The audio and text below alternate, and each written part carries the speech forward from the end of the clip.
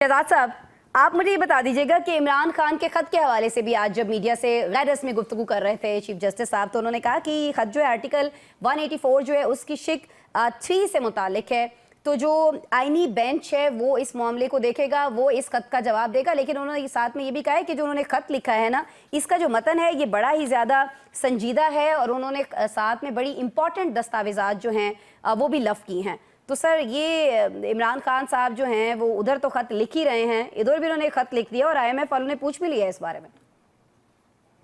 बिस्मिल्लाहिर्रहमानिर्रहीम, बहुत शुक्रिया आसमा।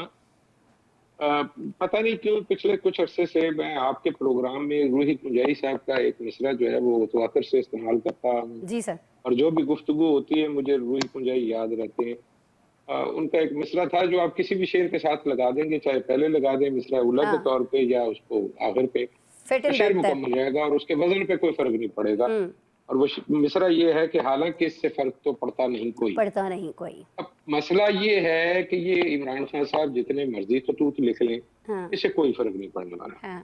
ये आपकी नजर में या किसी और की नजर में संजीदा है, गैर संजीदा है, वो बल्कि मलिक साहब की मौजूदगी का फायदा उठाते हैं। IMF को भी नहीं पड़ेगा, सॉरी सर, क्योंकि IMF के तनाजुर में बात हो रही है ना, इस मुलाकात के तनाजुर में।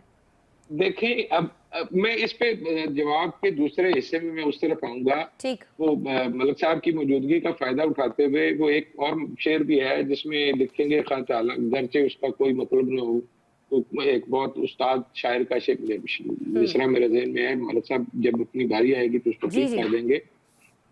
अब मामला ये है कि IMF जो है उसने पैसे दिए हैं, तो आजम चौधरी साहब ने बिल्कुल ठीक कहा है कि उन्होंने पूछना है, मतलब तुझे भी आप भी अगर किसी को कर्जा देंगे तो आप देखेंगे कि पूछेंगे ना कि किसी को आप इमदाद करते हैं तो सोचते हैं कि यार ये आप इससे कोई नशा तो नहीं कर लोगे, आप इससे जुआ खेलने तो नहीं चले जाओगे।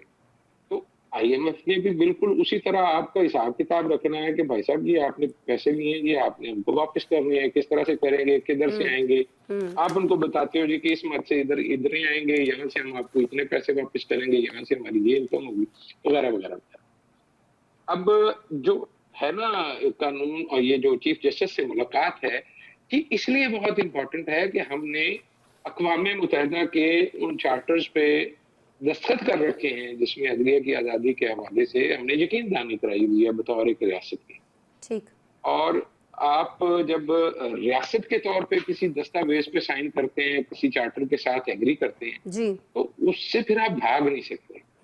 अगर जजेस भी लिख रहे हैं और सियासतदान भी लिख रहे हैं और जाहिर है वो अंधे तो नहीं है, उनको भी नजर आ रहा है, उनके जो इधर मुबसर होते हैं और दूसरे जो गैर मुल्की सफारतकार हैं जो रिपोर्ट्स वो भेजते हैं अपने हेडक्वार्टर्स को, तो वो सारी की सारी जो है वो कहीं ना कहीं जारी होती है। और ये हरगिज वो रद्दी की टोकरी वाला मामला नहीं है। ठीक हो गया। ये जरूर हो सकता है कि वक्ती तौर पे उनका कोई आपके साथ मामला है या वो आपसे कोई बात मनवाना चाहते हैं, वो सरफे नजर करेंगे। ये बिल्कुल ऐसे ही है जैसे आप जब एटम बम बना रहे थे तो उनको हमारी जरूरत थी, उन्होंने सरफे नजर किया, जब जरूरत पूरी हो गई तो उन्होंने फिर पाबंदियां लगा दी, पाबंदियां उस वक्त भी थी।